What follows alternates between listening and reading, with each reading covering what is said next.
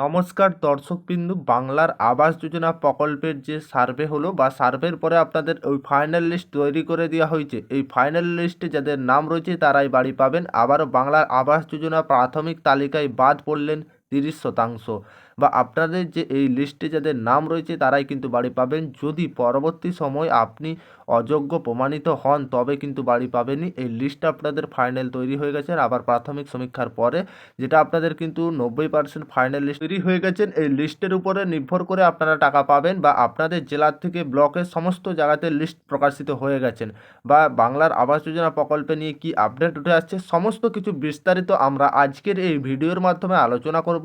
অবশ্যই ভিডিওটি গুরুত্বপূর্ণ হতে চলেছে, ভিডিওটি শেষ পর্যন্ত দেখতে থাকবেন, উপকারে আসবে। ভিডিও শুরু করার আগে আপনাদের কাছে ছোট্ট রিকোয়েস্ট, আপনারা আমাদের চ্যানেলে প্রথমবার এসে থাকলে অবশ্যই চ্যানেলটিকে সাবস্ক্রাইব করে অন নোটিফিকেশন অন করতে ভুলবে না এবং বন্ধুদেরকে ভিডিওটি বেশি বেশি করে শেয়ার করতে ভুলবে না। প্রতিবেদনের মাধ্যমে কি বলা হয়েছে দেখে নেওয়া যাক। বাংলার আবাস যোজনা প্রকল্পের প্রায় 70% উপভোক্তা যোগ্য হয়েছেন। মুর্শিদাবাদ জেলায় প্রশাসনের প্রাথমিক সমীক্ষায় সেই তথ্য উঠে এসেছেন। জেলায় শহরে বা কিছু কিছু ব্লকে 50%-এর কাছাকাছি আবাস উপভোক্তাদের নাম তালিকা থেকে বাদ পড়েছেন বা প্রাথমিক সমীক্ষার পরে অযোগ্য উপভোক্তাদের তালিকায় যেহেতু আবারও বুধবার প্রকাশিত হয়েছেন জেলা শাসকের। আবারও এইটা সমীক্ষা থেকে উঠে আসছে যেহেতু আপনাদের কিছু কিছু জেলায় বা ব্লকে 50% কিন্তু আবাস যোজনা উপভোক্তার নাম বাতিল করে দেওয়া হয়েছে। শুধু তাই নয়, জেলায় প্রত্যেকটি বিডিও অফিসে নোটিশ বোর্ড এই তালিকায় টাঙানো হয়েছে। আগামী 3 ডিসেম্বরের মধ্যে এই তালিকায় দেখায় বাসিন্দাদের তালিকায় থাকা নামের বিষয়ে দাবি, আপত্তি, ক্লেম, অবজেকশন জানাতে পারেন। তালিকা থেকে যেসব উপভোক্তাদের বিষয়ের অভিযোগ আসবেন তাদের বাড়িতে গিয়ে পুনরায় সমীক্ষা করতে হবে বলে জানান জেলা শাসক বা জেলা প্রশাসন সূত্রে জানা গিয়েছেন। আবারও যেহেতু অবজেকশন বা আপনাদের আপত্তি দাবি উঠে আসলে সেখানে আবারও পুনরায় সমীক্ষা করা হবে, যেটা আপনাদের বৃহস্পতিবার মুর্শিদাবাদ অতিরিক্ত জেলা শাসক বা জেলা পরিষদ মোহাম্মদ শামসুম রহমান জেলা শাসক বা জেলা পরিষদ জানিয়েছেন। যেহেতু আবারও পুনরায় যে আবাস সমীক্ষা বা বুধবার আবাস প্রকল্পের বাড়ি প্রাপকদের নামে প্রাথমিক তালিকা প্রকাশ করা হয়েছে, সেই তালিকায় প্রত্যেকটি বিডিও অফিসে নোটিশ বোর্ডে টাঙানো হয়েছে। প্রত্যেকটি জেলার প্রত্যেকটি ব্লকে নোটিশ বোর্ড টাঙানো হয়েছে। সেই তালিকা থেকে জনগণ আগামী 3 ডিসেম্বর বা আপনাদের দাবি বা আপত্তি জানাতে পারেন। সেই দাবি যেহেতু আপনাদের আপত্তি তদন্ত করে চূড়ান্ত ফাইনাল লিস্ট তৈরি করা হবে, চূড়ান্ত আপনাদের আবারও ফাইনাল লিস্ট প্রকাশিত হবে পরবর্তী সময়, যেটা আবারও আপনারা যেটা অভিযোগ জানাতে পারবেন 3 ডিসেম্বর পর্যন্ত। বাড়ির যদি কোনো অবজেকশন বা আপত্তি দাবি থাকে আপনারা সেটা জানাতে পারেন। আবারও পুনরায় সমীক্ষায় আপনাদের নোটিশ জারি করা হবে।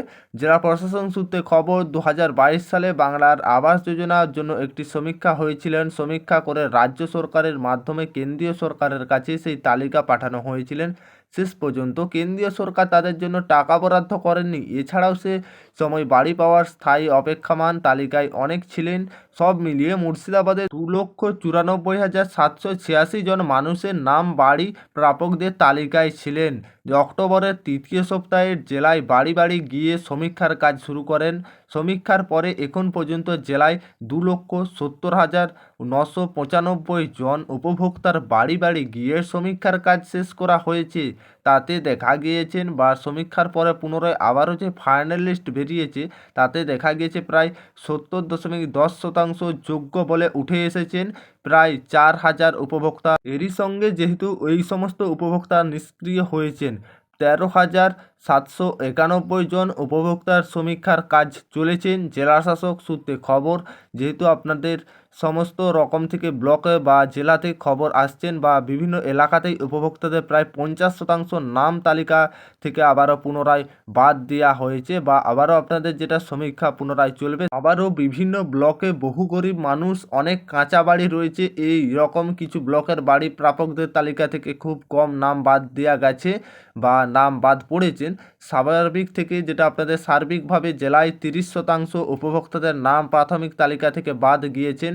মুর্শিদাবাদ জেলায় প্রশাসনের এক অধিকর্তা বা জানিয়েছেন যে প্রাথমিক তালিকায় থাকা কোনো উপভোক্তার অযোগ্য বলে অভিযোগ এলে তদন্ত করে আবারও পুনরায় সেটা দেখা হবে সেই ব্যক্তি কি আদৌ অযোগ্য বা যোগ্য সেইটা আপনাদের পুনরায় আবার যাচাই করা হবে। যেহেতু আপনাদের প্রতিটি বিডিও অফিসের নোটিশ বোর্ড প্রাথমিক তালিকা দেওয়া হয়ে গিয়েছে বা আপনাদের নোটিশ প্রকাশিত হয়ে গেছেন, আর আপনাদের জেলাতেও নোটিশ প্রকাশিত হয়ে গেছেন, সেই নোটিশ আপনারা কিভাবে চেক করবেন অবশ্যই আপনার জেলাটা কমেন্ট করে কমেন্ট সেকশনে জানাতে ভুলবেন না। পরবর্তীতে আপনারা কিভাবে আপনারা আপনাদের জেলার লিস্ট দেখবেন সেই ভিডিও কিন্তু আমরা যাতে আপনাদের সামনে আনতে পারি, অবশ্যই আপনারা কমেন্ট করে কমেন্ট সেকশনে জানাতে ভুলবেন না কোন জেলা থেকে ভিডিওটি দেখছেন।